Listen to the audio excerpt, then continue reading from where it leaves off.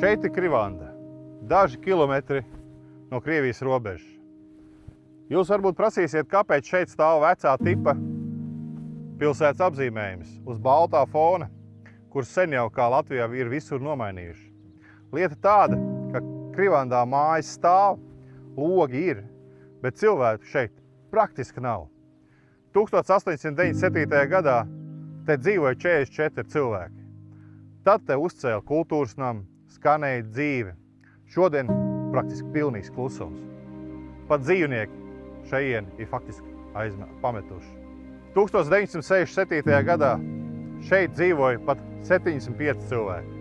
Vēl 2008. gadā tikai 18 gadus atpakaļ šeit vēl dzīvoja 40 mūsu līdzpilsoņi. Un tad pie varas nāca vienotība un visa viņu realizētā kreisā politika, kas pie varas ir arī šodien, kas nekādi nevēlas iet prom. Mums saka, ekonomika aug, iekšzemes koprodukts ceļas, bet kāda jēga? Kāda tam ir jēga? No skaitļiem, no grafikas, ja veseli ciemi paliek tukši. Latvijas patiesais rādītājs nav nauda, tā ir dzīvība. Te dzīvības faktiski vairs nav.